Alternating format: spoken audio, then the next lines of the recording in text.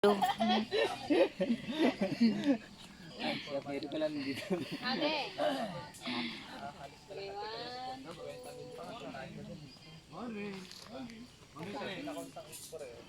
Morning, Chris. Morning. Good morning.